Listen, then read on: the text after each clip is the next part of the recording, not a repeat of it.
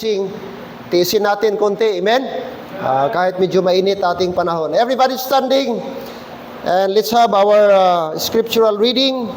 This morning, it's found in the book of 2 Kings, chapter number 5. 2 Kings in our Bibles. Paki-share members sa mga bisita po natin na walang Bible na dala. But I hope all members have his own Bible. Amen? Mahirap kung dala mo ang cellphone mo pero Bible wala kang dala. If there is one thing that we need to bring every Sunday, that is the Word of God, the Bible. Our textbook. Nothing is more important than the Word of God. Okay? 2 Kings chapter number 5. Chapter 5. 2 Kings chapter number 5. Let us begin reading in verse number 20.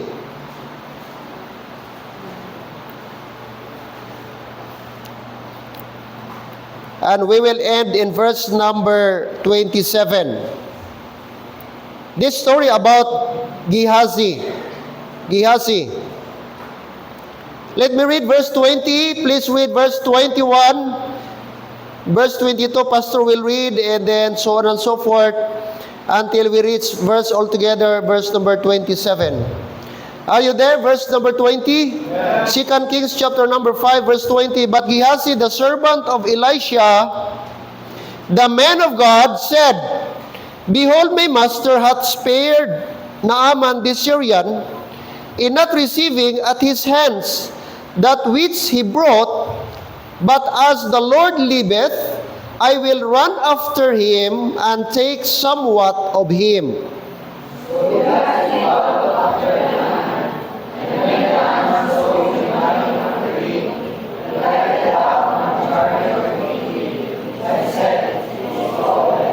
Verse 22, and he said, All is well, my master hath sent me, saying, Behold, even now there become to me from Mount Ephraim 2 young men of the sons of prophets.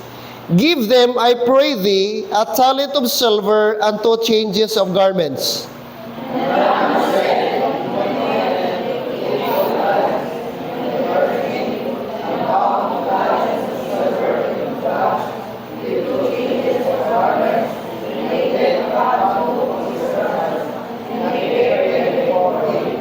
Verse 24, and when he came to the tower, he took them from their hand and bestowed them in the house, and he let the men go, and they departed.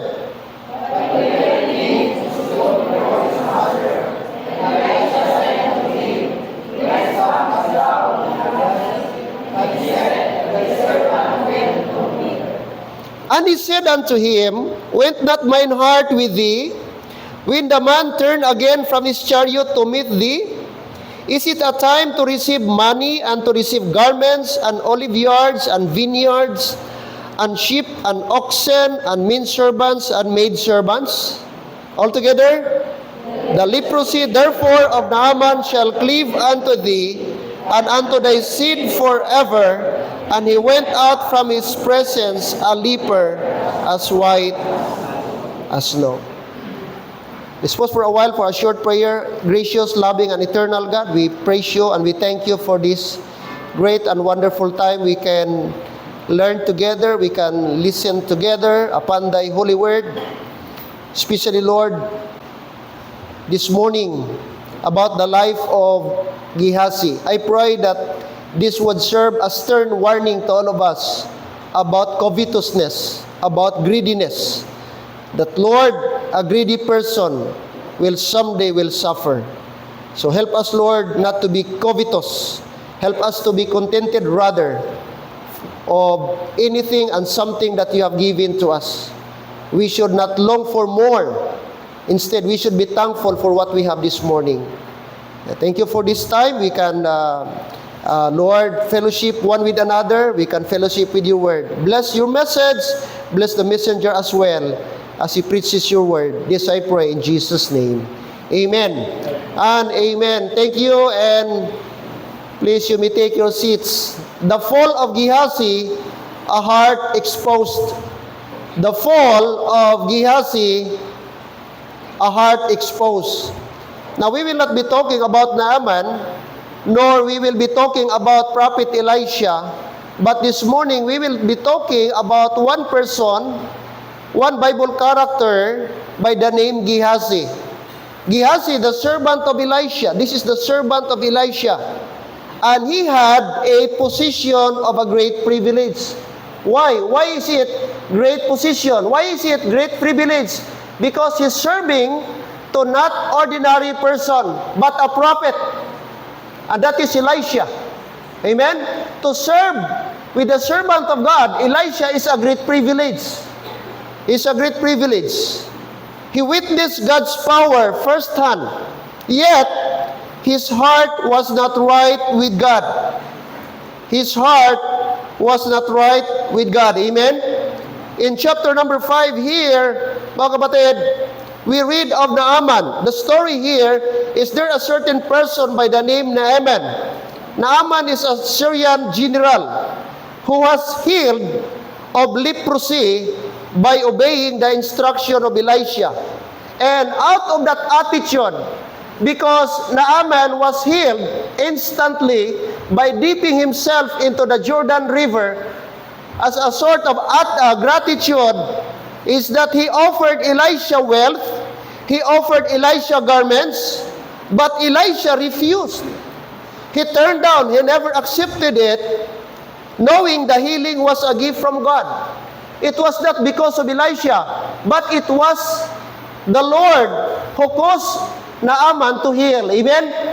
And that Gehazi, driven by greed, ran after Naaman and lied to receive the gifts, and even lied again to Elisha, and as a result, he was judged severely. Okay, now, this morning, we will be talking, mga kapatid, ano pong nangyari kay Gehazi. Okay? Like I said, ito po si Naaman ay isang Syrian at gumaling po siya sa kanyang sakit na leprosy. Alam po natin ang leprosy, that is equivalent sa ating time ngayon na cancer. It is an incurable disease. It's like killing me softly, little by little. While you are waiting, mga kapatid, you will be suffer. You will be, experience a lot of things. And here, there is a Syria, a lady, a captive from the Israel, na ginamit po ng Diyos to instruct Naaman that there in Israel, there is somebody who could heal him, and that is the prophet Elisha. And there, he went there, at binigyan po siya ng instruction ng Panginoon. At alam po natin, this time, while on their way, pabalik na po si Naaman, pabalik na po sa kanilang lugar, ay nakapag-isip po. Hello? Itong si Gehazi. And the first thing is that, nang hinayang po siya. Nang hinayang siya, nung gi-turn down po ni Elisha ang offer. Bilang pagpapasalamat ni Naaman na gumaling po siya sa kanyang leprosy. Are you still there? Amen. Okay, he offered gold, he offered Babylonian garments or royal garments to Elisha. But here, Elisha, mga kapatid, kanya pong gi-turn down yung offer. And here, nakita po natin verse number 20. Verse number 20.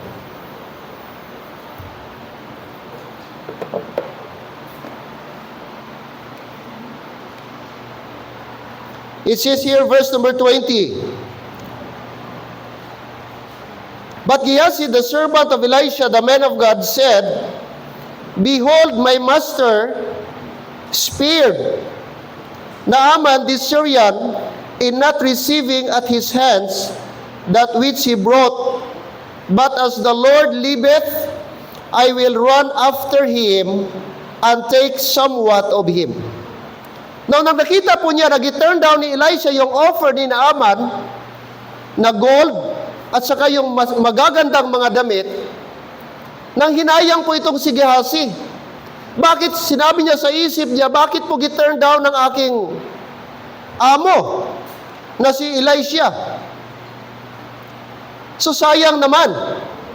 That's why nung umalis na si Naaman, maybe on their halfway, going back sa kanilang lugar, ang ginawa po ni Gehazi, the servant of Elisha, kanya pong hinabol.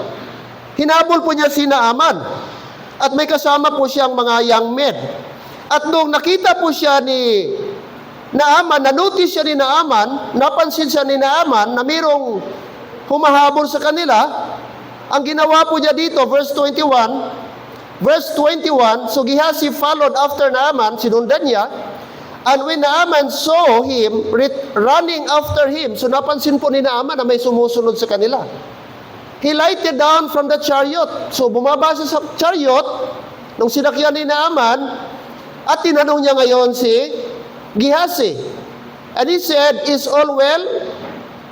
Okay po ba kayo?" Anong sagot po ni Gehazi? And he said, "All is well. My master hath sent me, saying, Behold, even now there become to me from Mount Ephraim 2 young men." May dala siyang kasama. Galing sa Ephraim, 2 lalaki. Mga batang lalaki o mga maybe mga teenager. 2 young men of the sons of the prophet. Sons of the prophet speaks about mga Bible student. Give them, sabi niya, give them, I pray thee. Bigyan niyo po sila kung pwede lang. A talent of silver. Bigyan niyo po sila ng silver. At saka, and 2 changes of garments. So siya na mismo ang nag-request. Siya mismo ang nag-demand. Siya mismo ang nagpangalan. Hindi lang niya binansyon na, pwede niyo po bang kaming bigyan? Very specific po si Gehazi. Bigyan niyo kami ng 2 silvers. 2 silver of talent. 2 talent of silver and 2 garments. Changes of garments. Alright. So anong sinabi ni Naaman? Alright. Verse 23. And Naaman said, "Be content. Take 2 talents." And he urged him and bound 2 talents of silver and 2 bags with 2 changes of garments. Pati yung request nila ng mga damit. And I'm sure na puro ito magaganda na damit. And 2 changes of garments, and laid them upon 2 of his servants. Ibigay niyo po sa aking kaibigan o aking mga kasama. And they bare them before him. So pinagbigyan ni Naaman. Gibigay ni Naaman yung request po ni Gehazi, mga kapatid. Now, first thing is that, anong makita natin about Gehazi? Diyan ba tayo? Amen? The first thing we can learn from Gehazi is that Gehazi's opportunity and privilege. Gehazi's opportunity and privilege. Notice in verse number 20. Take note the word, but Gehazi, the servant of Elisha, the man of God. Who is Gehazi? He was the servant of Elisha. Who is Elisha? He was the prophet of God. He was not an ordinary person. He was not an ordinary man. Elisha was the prophet of God. And to be a prophet is a great privilege. Back in time in the Old Testament. In other words, Gehazi was close to the anointed. Prophet is anointed by God. Nobody or not everyone but will be chosen as a prophet. There is something criteria needed to be a prophet. And here, Elisha became a prophet. And he has a servant by the name Gehazi. And to be a servant of a prophet is a great privilege. Not all people will be given the privilege to be the servant of a prophet. I believe most likely people are trying to apply as a servant of the prophet, but not all was given the privilege. But here, Gehazi was given the chance to be the servant of Elisha. Alright? Servant of Elisha, the anointed one. He served Elisha, the prophet. He was present when miracle was performed. He witnessed a lot of miracles. In the earlier verses, mga kapatid, prior to these verses, there is another miracle. Have you remembered the Shunammite woman?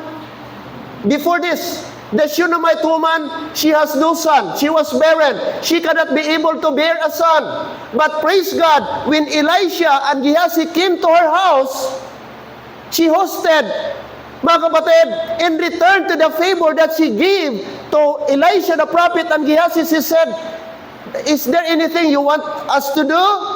He said, nothing. But Elisha and Gehazi, they noticed that during their stay in their house for several days, they noticed, mga kapatid, there was no child. There was no child.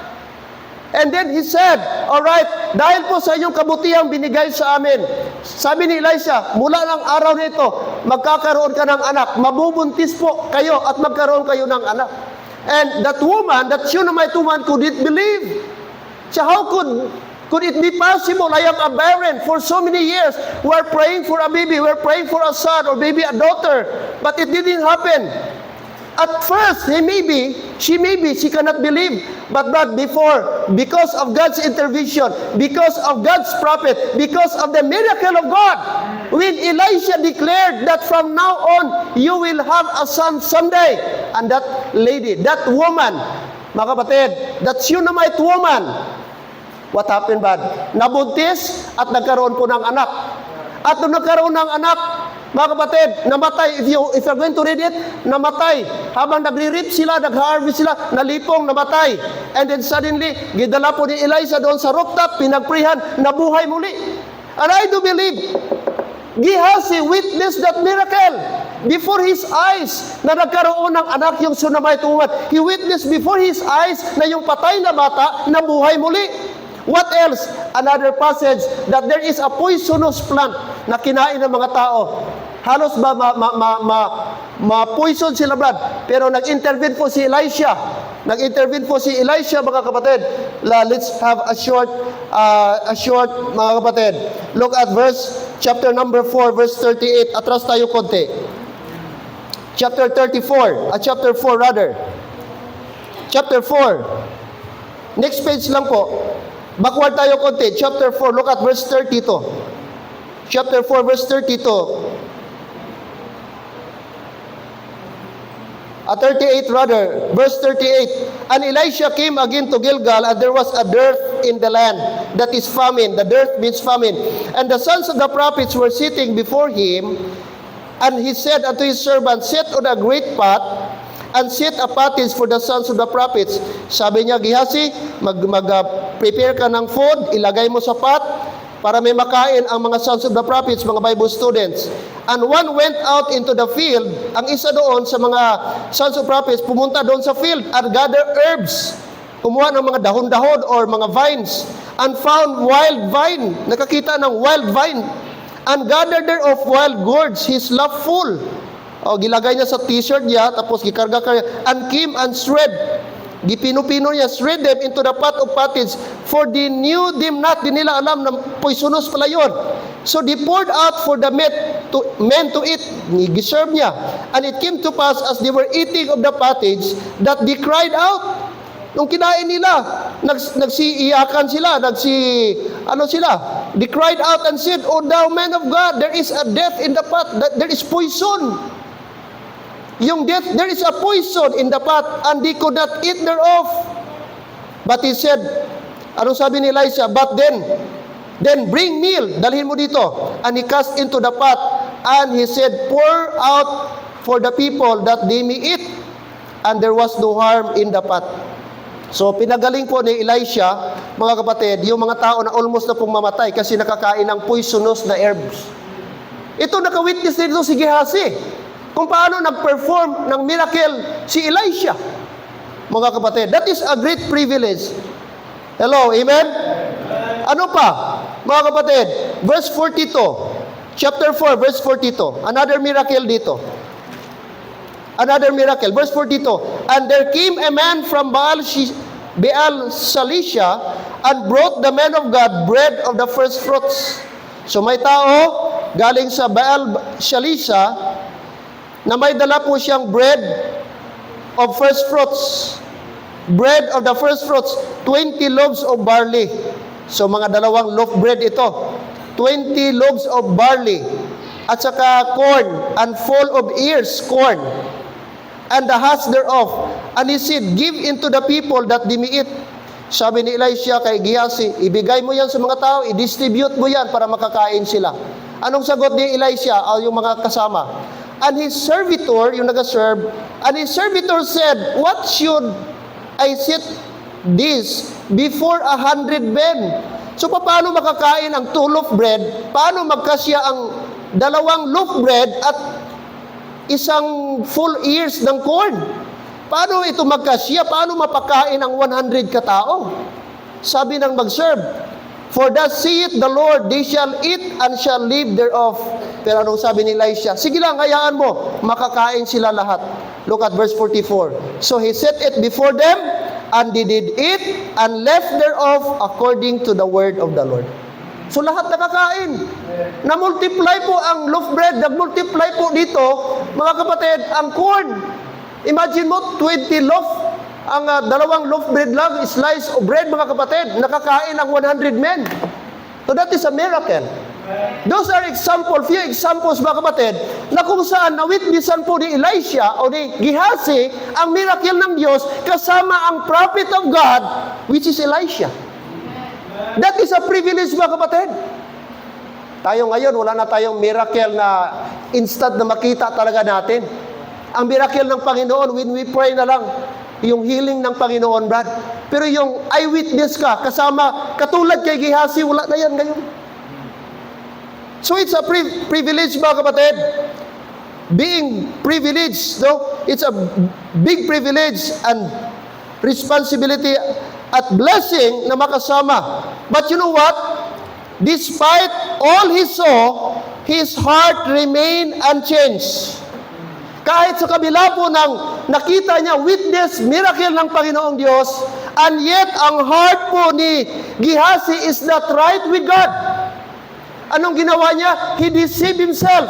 He deceived Naaman. He deceived his master, which is Elisha, and he deceived himself. Paano niya gideceive? Gisabihan niya nga humihingi siya o ang kanyang amo humingi po ng favor by taking the silver and by taking the garments. What my point is that, mga kapatid, being close, mga kapatid, being close to a person is not a guarantee that you are close to God. Are you listening? Hindi po guarantee na kasama mo ang prophets, kasama mo ang prophets ay banal ka na rin. Now here, Gehazi, 24 hours kasama niya ang prophet of God. Kasama niya kumain, kasama niya matulog, kasama kung nag-perform ng miracle si Elisha, and yet his heart is not right with God. Pwede kang mag-church every day, pwede kang kasama mo ang pastor every day, but it's not a guarantee that you're going to church, you are right with God. Because holiness is personal, righteousness is personal. Are you listening? Look, Gehazi, how could, mga kapatid, he could afford na lukuhin niya the servant of God? Sinayang niya ang privilege to be a servant of the man of God. Now let's check this morning ourselves. Pwede kang, sige ka simba, but your heart is not right with God. Pwede kang magsimbra every Sunday, but your heart is not right with God outside the church. Hindi nakita ng pastor, hindi nakita ng ibang tao ang puso mo, but God can, but God does. We cannot hide with God. We cannot fool God. We cannot deceive God. God knows your heart and He sees your heart. You may seem religious, you may seem spiritual, you may seem righteous inside the church, but what about outside? Is your life consistent what you are, mga kapatid, showing here, outside? Amen. Siguro magsalita ka dito, spiritual ka kay Sunday ngayon. Maybe ang damit mo parang spiritual kay Sunday ngayon. But how about the other day? How is you on other day? How is your life outside? Amen. Our perfect example is Gehazi. He is with God. He is with the man of God. He witnessed the miracle of God. How God performed, how Elisha performed the miracle of God. All those things he witnessed, and yet his heart is not right with God. Christians, you better check your heart today. Get right with God. Get right with God.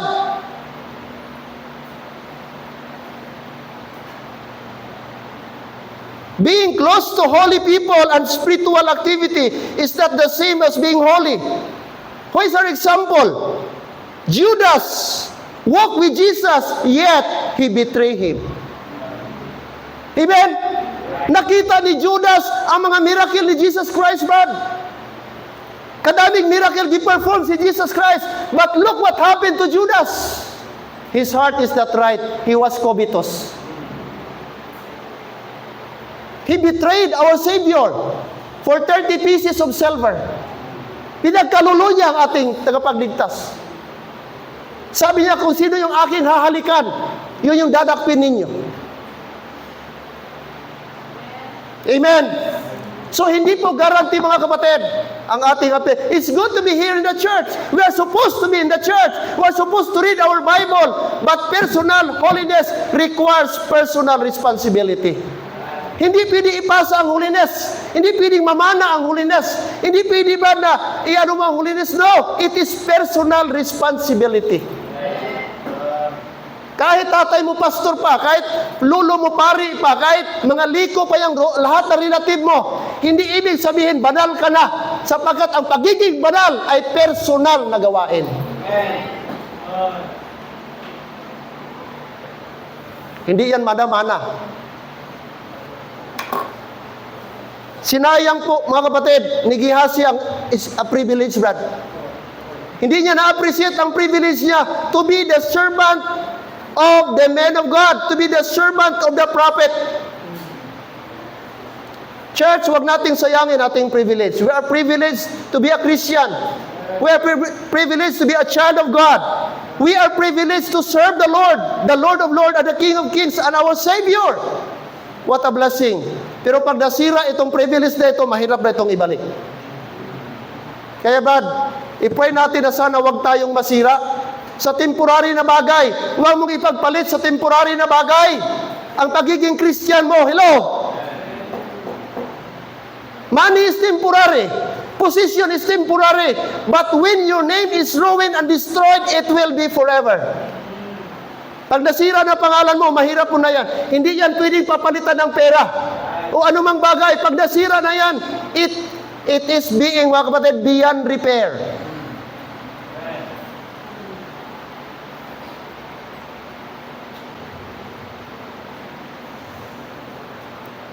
Not only Gehazi, he has a privilege and opportunity to be the man of God, pero nasayang niya. Another thing, Gehazi's greed exposed. Gehazi's greed exposed.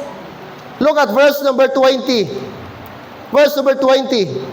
Just follow me. Are you following me, man? Verse 20, but Gehazi, the servant of Elisha, the man of God, said, behold, my master hath spared. Naaman this Syrian is not receiving at his hands that which brought, but as the Lord liveth, notice the word, but as the Lord liveth, I will run after him and take somewhat of him. Gehazi could not understand why Elisha refused Naaman's gift. Siya ang nanghinayang, hindi si Elisha. Are you listening? Si Elisha na siya ang nagpagaling. Si Elisha nga siya ang nagsabi, dip yourself into Jordan's river. Siya ang ginamit ng Panginoon. Hindi naman siya ang nag-cure. Hindi naman siya ang nagbigay ng instruction na punta ka sa Jordan River and dip yourself 7 times. Sino nagsabi noon? Elisha. Pero ngayon, sino nang hinayang sa offer? Nung binigyan na ni Naaman si Elisha bilang pagpasalamat niya kay gumaling siya sa leprosy, sabi niya, ito, bilang out of gratitude, ito yung irigalo ko sa iyo, silver at saka garments. But Elisha said, no. Actually, hindi ako nagpagaling sa iyo, ang aking Panginoon. Instrument lang ako. Kaya, I cannot afford to accept your offer. I cannot afford to accept your gifts. Because for me, serving people is a great privilege. It's enough na ginamit ako ng Panginoon para gumaling ka. So, hindi niya tinanggap. Kaya umalis si Naaman. Nung malayo-layo na rin natin alam ilang kilometro, nag-isip-isip itong si Gehazi. Pambihira si Sir. Anong nakain ni Sir? Bakit niya tinanggap? Kung ayaw niya sanang tanggapin, sana sa amin na lang yon. Kung ayaw ni Sir, sa amin na lang sana yon. Kasayang naman. So siya ang hinayang ngayon. So nung nakita niya medyo malayo-layo na at hindi na siya makita ng kanyang amo na si Elisha, sabi niya, pambihira yon. Bato, pira na, naging bato pa. Hindi pwede. So hinabol niya. Hindi siya nagpaalam sa kanyang amo. Hindi niya sinabi, Sir, kung ayaw mo, pwede sa amin na lang. Pwede man siguro yun. In a diplomatic way, kung ayaw mo, Sir, pwede sa amin na lang. Pero hindi. Nagmatumato siya na lang. At sikreto niya, palihim niya, sinundan, hinabol, si Naaman. At nung nakita siya ni Naaman, mga kapatid, anong sabi niya? Anong problema? Sabi niya, Sir, wala man. Pero, may ano sana ba? Kung okay lang sana ba? O ano yun? Ano problema? Na ano ba? Nang ano sir? Oh no, ano atin ngayon? Ano problema? Kakahiya sir ba, pero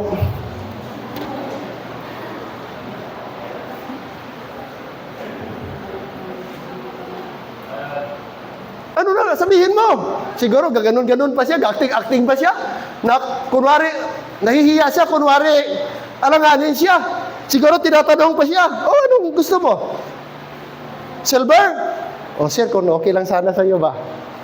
At saka, pwede pa man oh ano? Yung garments ba? Yung Gucci ba? Yung Gucci ba? At saka yung Lacoste, pwede isama mo na rin? Huh? Imagine mo siya pa nag-demand. Silver. Ano sabi niya? Huh? Silver and garments. Hello? Diyan ba tayo? Kita mo mga kapatid, ang greed ni ano? Nakita mo ang greed ni Gehazi? Huh? Gehazi could not understand why Elisha refused Naaman's gifts. His covetous heart couldn't accept grace without profit. Nang hinayang siya doon sa regalo.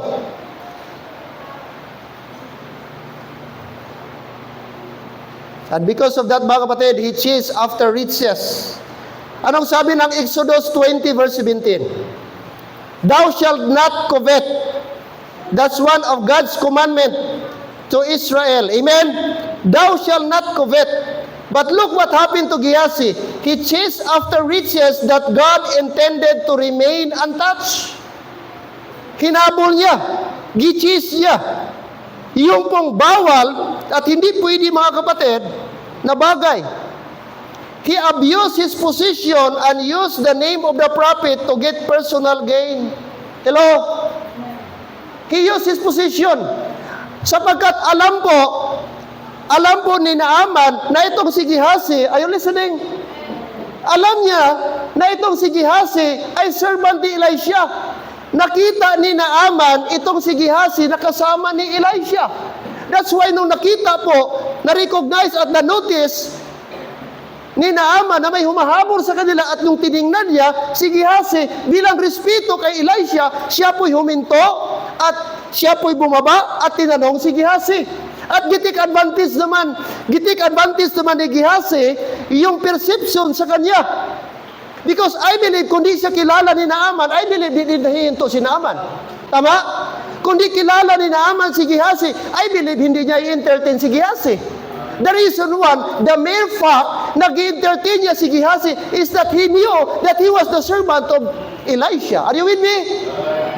And gitik advantage ni Gehazi yung opportunity na yon. nasabihin ko, it is opportunity na, Sir, andito po ako at inutusan po ako ng aking amo. Nag-iba na po yung isip niya ng aking amo. Kanina, kanya po ang get-turned out, ayaw niya, pero parang nagbago ata yung isip niya. Andito ako para kunin yung gi-offer mo kanina sa kanya. Gigamit niya yung posisyon niya. Di ba ganun din sa mga tao ngayon? Gigamit ang posisyon ba para makapang... Amen? Kaya maraming pumapasok sa politika, kaya alam nila doon na mayroong makagain. There is something there. There is something na makagain sila. They took advantage their position na nandoon, mga kapatid, indirectly, hindi man harap-harapan, na magnanakaw, but gidakaw nila in illegal way, in a secret way, na parang legal kasi mga congressman.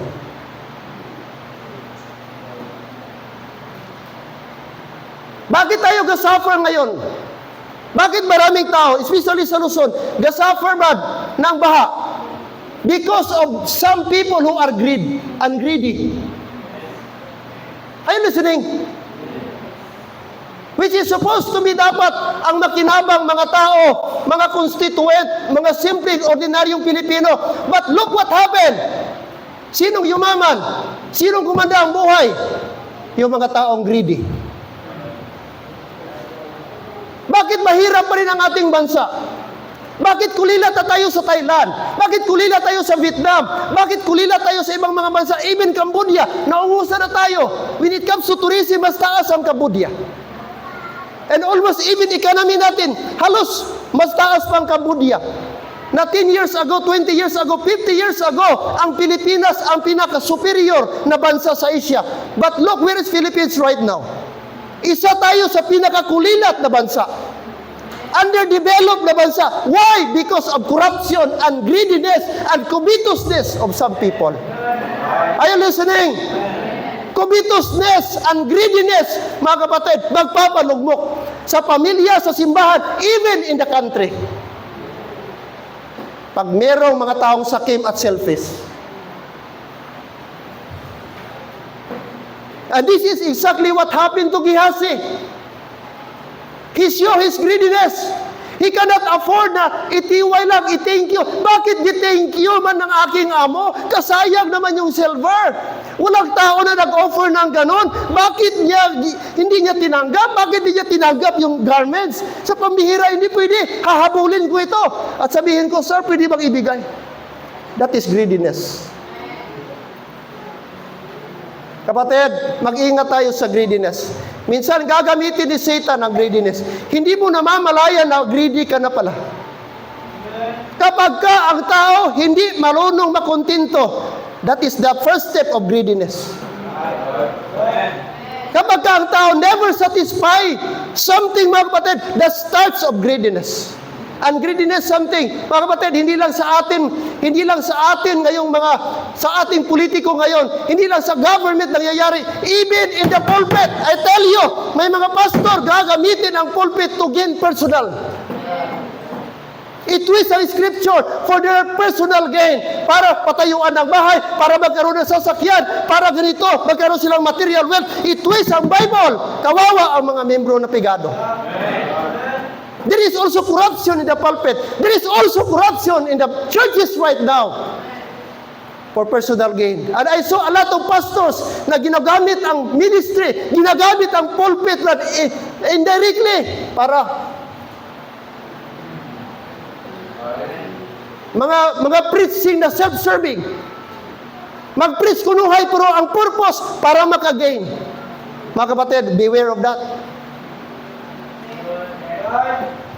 Hello, amen? Beware. Greediness. Covetousness. He abused his position, used the name of the prophet to get. Look at verse 22. Look at verse 22. Verse 22, the Bible says,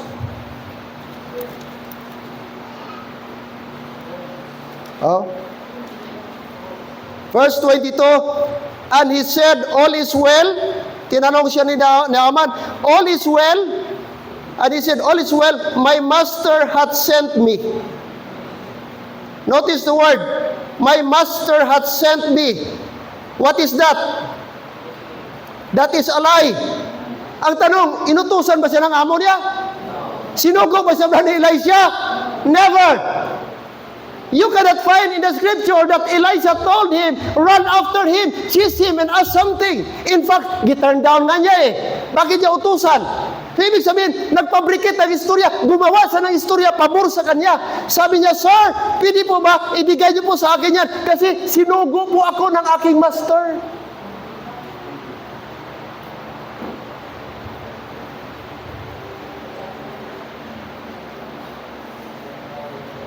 Mga young people, careful kayo pag maghingi kayo ng baon at project sa mama niyo. Make sure na talagang may project nag-exist. Kaya baka ang labas yan, ghost project. Doon nagsimula ang ghost project. Sa mga estudyante pa lang, may alamutan kami. Pila? 100, pero 50 lang gali. Ang iban pa, wala gid project. Ghost project na eh. Naghimo-himo lang, may project ko na, pero wala gali project. So dito na nag-umpisa, way pa flood control, may ghost project na. Sa balay pa lang, may ghost project na. Hello? Estudyante, warning, what's up? Baka kayo kapauso niya, gi-influensyahan yung mga kontraktor at mga congressman. Ito, nagsinungaling. Sabi niya, sir, my master hath sent me. Pinadala ako, sinugo ako ng aking amo. Nakukunin ko yung reward o yung offer mo na gift. When in fact, wala namang sinabi. Even before pa pala, may mga sinungaling na. Even before, ang dami ng mga sinungaling. Ang dami ng mga tao na gumagawa ng istorya. Back in the Bible pa lang. Very corrupt na po yung mind ng tao. Are you listening? Tayo kaya, makonsider kaya tayo ngayon ng mga honest? Young people, would you be considered as one of the honest people? Can you honestly say today, eye to eye? Can you say that you are honest and sincere sa parents mo, sa teacher mo, or whoever? Masabi mo kaya na wala kang nilinlang? Masabi mo kaya na wala kang nilokong tao? Could you honestly say that? I believe guilty tayo. Yes or no? Yes. O mukha pa lang niyo, guilty na. You know what? Isa sa mga bagay na medyo mahirap nating i-practice yung honesty. Saan ka galing?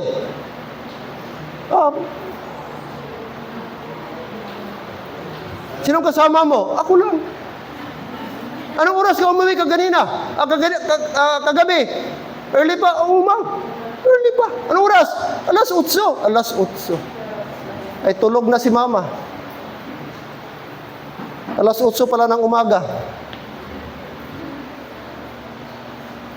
Covetousness. Listen.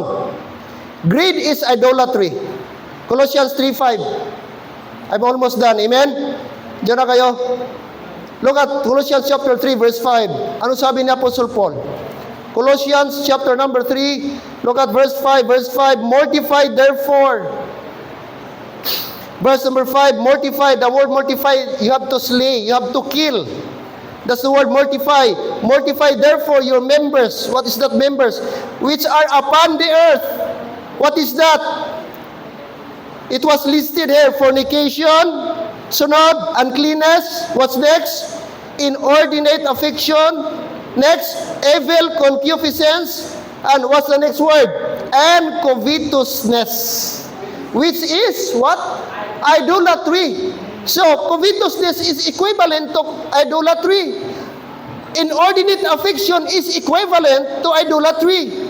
Uncleanness is equivalent to idolatry. So, covetousness is idolatry. Amen? What is covetousness? Excessive desire to have something. Excessive desire, uncontrollable. May mga tao, magkoleksyon ng sandal. Oh, imagine mo, 1,000 na sandal.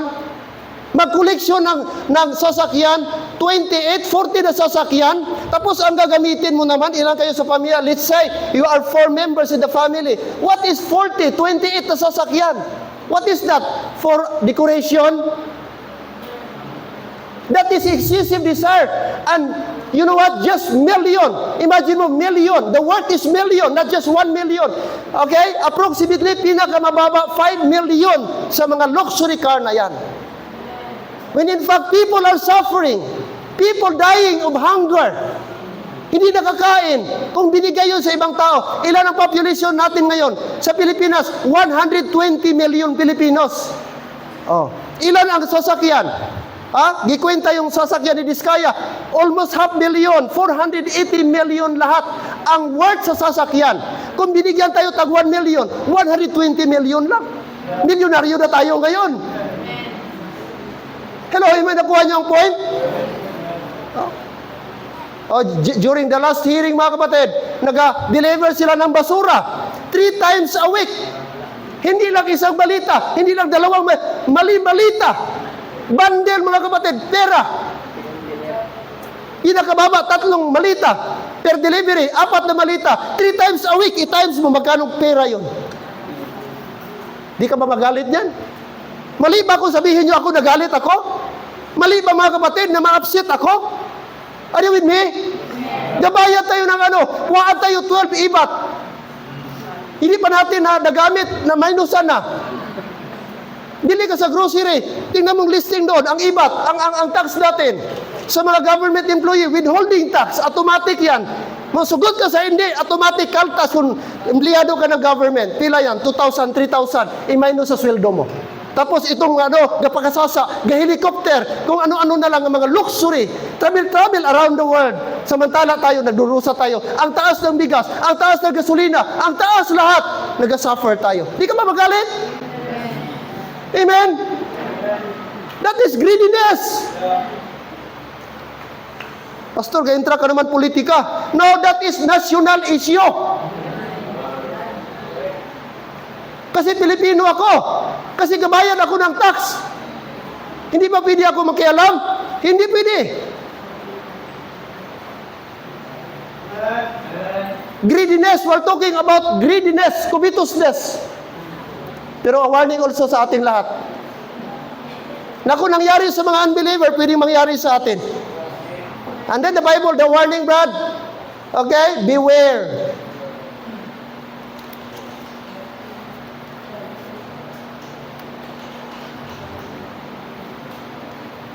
Gehazi, exposed.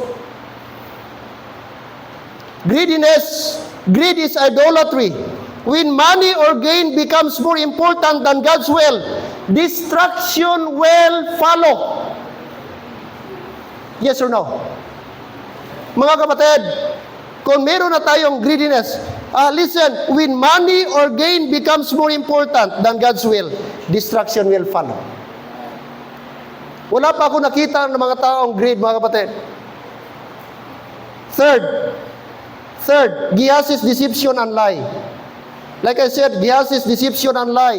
Look at verse number 25. And he said, the servant went no whither. Tinanong siya, bumalik na po siya. Bumalik na siya.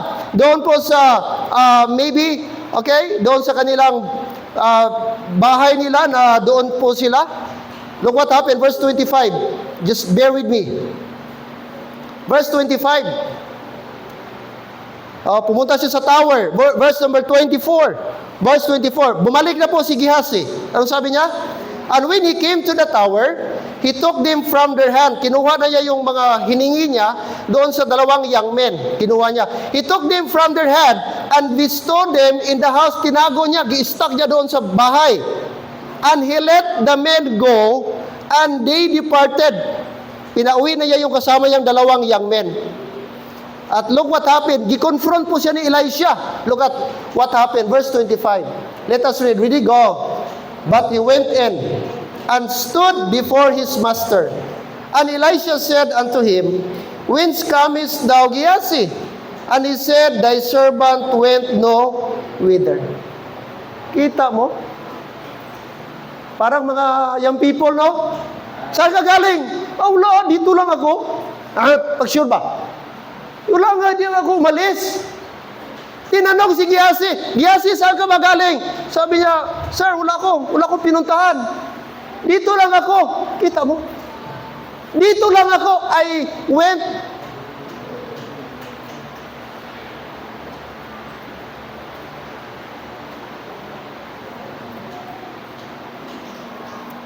I went no whither. So na-develop ng mga kapatid, anong unang offense niya? Ginamit niya yung position niya para makakuha. First offense. Nakuha niyo, Brad? Pangalawang offense, pagbalik niya, gitanong siya ni Elisha, Giasi, saan ka galing? Sabi niya, sir, di pa ako malis. Dito lang po ako. Pangalawa. So, ibig sabihin, minsan ang kasalanan, gag-progress. Isang kasalanan, sunod another. Nag-develop ang kasalanan. Yun ang tao minsan, hindi ba kontento? Giasi lied to cover his sin. But Elisha, by the Spirit, already knew what had happened. Mga kapatid, alam ng Diyos ang totoo. Amen? Hindi tayo makatago sa Diyos. Numbers chapter 32, be sure your sin will find you out. Kahit ano mo katago ang kasalanan, time will come, it will be revealed. You cannot hide your sin forever. You can hide for a moment, you can hide in a certain period, but not forever. Time will come. Sin is like a time bomb. There is a specific time that it will explode. No matter how hide your sin, mga kapatid, it will be exposed soon. He thought he could hide from prophet, but he could not hide from God. Amen. Makatago tayo sa tao, pero hindi po sa Diyos. One sin often leads to another. Greed leads to lying. Lying leads to judgment. Sin is never satisfied. It always grows unless it is confessed and forsaken. Look what happened ngayon. Kung gamanitor kayo sa hearing, puro sila. Ating mga na-implicate na mga senador, hindi po ako yan. Gawa-gawa lang yan. Hindi po yan totoo. Yung picture na yan, ang dami namang pwedeng magpa-picture anytime sa akin. Malay ko ba kung yung nagpa-picture sa akin, yun pala. Pero Brad, may mga support na ito nag-request ng insertion, na ito ganito. Pero anong sagot nila? Hindi. That is fabrication. Ano lang yan? Political assassination. Political harassment. Ang mga rason nila, lahat. Dahil sa politika, walang mag-amin. Kahit ang ebidensya, napakaklarong-klaro na. Maliwanag pa sa sikat ng araw. Ganon katikalon mga tao. Ganon kasinungaling ang mga tao. Ang dami ng testimony na ito, nag-deliver ako doon sa bahay ni Congressman ganito, nagpunta ako, kami, nagkarga kami, pero lahat, no, hindi ako yan, hindi ko yan kilala, gawa-gawa lang. So ang tao talaga tikalon. Kahit sabi nga, ibala mo sa kanyon, magtikal pa rin. Kasi ang nature ng tao, hindi talaga mag-amin.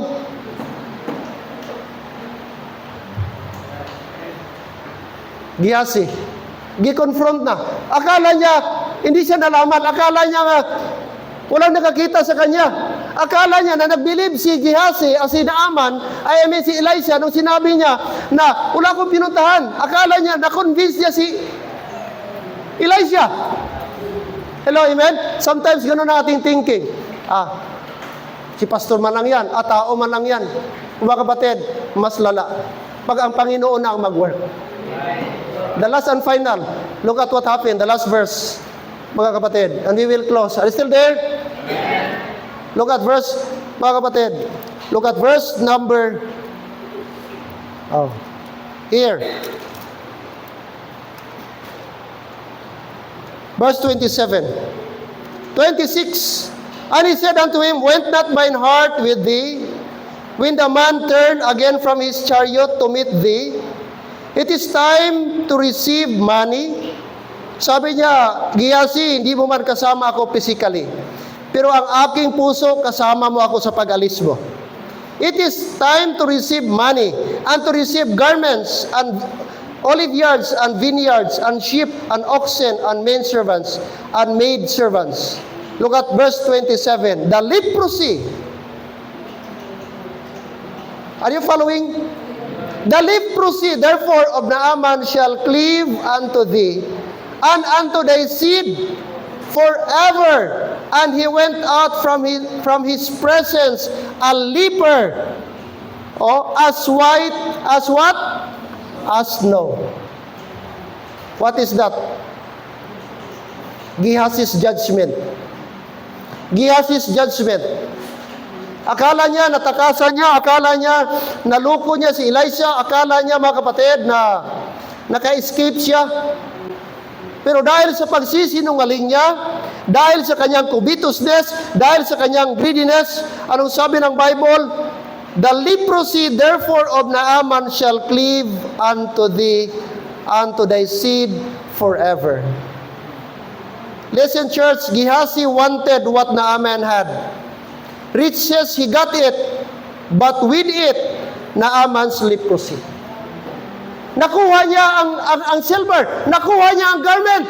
Pero mga kapatid, makinig ka, ang kapalit, leprosy. Maangkin mo man lahat, nasa iyo na lahat mga kapatid. Pero ang kapalit naman, masira pangalan mo, anong kwenta? Ma-enjoy mo for a moment, but not forever. Yes, meron ka. Pero mga kapatid, babalik naman sa iyo ang sakit. At sabi dito, ang sakit ni Naaman na nawala sa kanya ay pumunta kay Gehazi. And you know what mga kapatid, ang masaklap, hindi lang po si Gehazi ang nag-suffer. The Bible says, and thy seed forever. Sometimes sa mali natin, hindi lang tayo mapapahamak, pati pala ang ating next generation. Hello? Amen? Notice the word, thy seed forever. Pati yung anak niya, apo sa kapapuhan, forever. Nandun na yung pangalan na yon, nakatanim na doon, na meron silang leprosy. At hindi na yun mawawala sa buong buhay nila. Bilang ang kanilang lolo mga kapatid, gumagawa ng kasalanan. Kaya pag tayo magulang, gumawa tayo ng hindi maganda, bago ka gagawa sa isang bagay, alalahanin mo sino yung maapektuhan. Pwede kang mawala sa mundo, pero how about yung susunod mo na henerasyon? And I believe, kaya nga sabi ng anak ng isang congressman, ang aking tatay, matagal na kami, walang magandang relasyon. Kaya wag niyong idamay ang aking business. Pareho kami ng apelido, tatay ko yan, pero wala akong kinalaman sa anomalya yan. Bakit? Kasi na-realize niya, unti-unti nadadamay na yung pangalan niya. Kasi kamag-anak. Hindi natin ba pwedeng i-separate? Once ang tatay magkamali, apektado ang anak. Once may kabalastugan ginawa ang tatay, automatic, maapektuhan ang mga anak. Yes or no? Yes. Kaya bago tayo gagawa ng isang bagay, make sure, siguraduhin mo, di ba apektuhan ang next family mo? Kaya kahit malinis sila, maapektuhan sila. Maawa ka sa kanila bago ka gagawa ng isang bagay. Amen. Look at Naaman mga kapatid. Look at, Gehazi. Dahil sa sobra niyang gahaman, sa sobra niyang kumito, sa sobra niyang selfish, hindi niya inisip ang ibang tao, lalo na ang kanyang pamilya. And thy seed forever. And thy seed, mga kapatid, mag-enjoy ka. Pero how long, Brad? Tingnan mga congressman ngayon. Mga anak nila, Brad. Suffer. Amen? Final reflection before before I close. Gehazi's story is a mirror for us today. Amen? Sana magsalbi itong mirror sa atin. Let me close with this. Are you serving God with a pure heart? Amen? Are you serving God? Is your intention talaga to serve God? Not to gain something? Are you trying to profit from your position or ministry?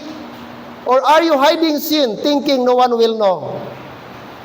Have you exchanged spiritual integrity for worldly gain? Gehazi's downfall was not sudden. It started in the heart. That's why the Bible says, mga kapatid, keep thy heart with all diligence, for out of it are the issues of life. Gehazi's fall is tragic. He started as the servant of one of the greatest prophets, but ended up as a leper, cursed and cast out. And let this be a warning and a call. Let us repent or change our mind in hidden sins. Let us flee from covetousness, and let us serve God with clean hands and pure heart. Amen. Kapatid, temporary lang. Material, money is temporary. Material things is temporary. What is important? The Bible says, a good name is rather to be chosen than silver and gold. Amen? Ang magandang pangalan piliin kaysa pilak at ginto. Kahit mahirap tayo, basta wala tayong isyo. Amen? Kahit ganito lang tayo, basta wala tayong anomalya. Anhon mayang, mayaman ka, pero may isyo sa'yo. Ano yang, marami kang sasakyan, pero sasabihin, yung sasakyan na yan, halata, galing yan sa, yung kinakain niya yan, yung ginakain niya yan, ginatreat niya yung pamilya yan, galing yan sa kurakot. Mga kapatid, di bali na magkain lang tayo ng saging, balinghoy. Importante mga kapatid, alam natin na pinaghirapan natin at galing sa Panginoon. Kaya huwag tayong mahirap lang tayo. Pero mga kapatid, ang ating reward nandun. Wala dito. Amen? Kaya huwag tayong mag-shortcut. Sige lang, kahit minimum lang tayo, kahit ano lang ang ating income na tama-tama lang, as long, mga kapatid, nakalulugod sa Panginoon. Every head bow, every eye closed. Panginoong Diyos, Lord, maraming salamat po this morning. I hope and pray na nangyari kay Gehazi maging warning sa amin. Na huwag kaming maging covetous. Huwag kaming lahat, Lord, meron sa amin. Gusto namin lahat ganito. Tulungan niyo kami, Lord, makontento sa mga bagay-bagay nandito sa amin. Kasi minsan, Panginoon, hindi namin namamalaya na kinakain na kami sa sistema. Na kahit Christian kami, gadisar pa kami. Ng mga bagay pa, minsan, Panginoon, nalabag na namin ang guideline sa Bible. Please, O God, help us na marunong kaming mag-appreciate sa mga bagay na pinagkaloob niyo sa amin. And help us, Lord, na huwag kaming matempt na mag-shortcut sa mga bagay na hindi dapat. What happened to Gehazi, Lord, could happen to us. Yes, wala nang leprosy. Yes, wala na pong curse ngayon sa aming panahon. Sapagkat ang curse nandun na po sa cross, inako ni Kristo. But Lord, salamat po na Panginoong Diyos, ngayong umaga, may consequence pa rin. Kung mag-disobey kami, may consequence pa rin. That's why, Lord, help us guard our heart. Ingatan namin ang aming puso. Ingatan namin ang aming mga desire. At huwag kami, Lord, masilaw sa material na bagay. Huwag kaming masilaw sa pera. Ang aming reputasyon ang mahalaga. Ang aming integridad ang mahalaga. Walang kasing halaga sa material na bagay. Kaya, Panginoon, I pray for all our members. I pray for our church na huwag kaming madungisan ang aming pangalan. Huwag kaming ma-involve sa mga scam na yan. Huwag kaming mang-scam, huwag kaming manloko ng tao. Kasi ang balik sa amin, sobra pa sa aming niloko. Help us na maging honest. Help us na maging faithful. Help us na magtrabaho ng tama. At magpagal. Kasi mas masarap i-enjoy ang bagay na pinaghirapan mo. Kaya Lord, today, I hope ang message na ito, reminders po sa aming lahat, na hindi kami imposible maging katulad kay Gehazi kung hindi po kami maingat. This morning, everybody standing. Higit sa lahat, wala tayong pwedeng maitago sa tao. Ang kasalanan ay later on, mabulgar din. Ang kasalanan, kahit ano natin katago, malalaman at malalaman. That's why better stop sinning, forsake your sin, surrender your sin, and repent of your sin kung meron tayong ginagawa. It's time to change our heart. It's time, mga kapatid, to check our heart. This morning, before we dismiss, can you come to the altar and can we pray together? I do not know in what area sa message ngayong umaga nakipag-usap ang Panginoon sa puso mo. But if you realize na may punto ang sinabi ng pastor, at if you realize that the Word of God is talking to you, speaking to you today, can you come to the altar and pray, Lord, please help me na sana wag ako maging covetous. Salamat sa warning, Panginoon, na remind niyo po ako na I need to check my heart. I need to protect my heart. I need to guard my heart. na hindi po ako madala sa mga material na bagay. Hindi ako masilaw. Hindi ako ma-influensyahan sa mga tao. Church, whether we like it or not, may mga tao sa paligid. Sometimes, strong tayo, but if we are not strong enough, we can be carried sa sistema po sa mundo. But this morning, can you come and pray? Lord, salamat po. Ipag-pray natin sa Panginoon. Ang lakas natin galing kay Lord na hindi tayo madala, mga kapatid. Ang mangyari po kay Gehazi, possible mangyari sa atin. Can you come and honestly say, Pastor, please pray for me. Amen. Take note, we cannot hide sin. Mataguan natin ang tao, kapatid, but ang Diyos hindi po. Ano ang kapalit kay Gehazi? Nakamtan niya sandali, pero ang nangyari sa kanya, naging leper siya. Bumalik sa kanya ang sakit. Kapatid, just say thank you to the Lord.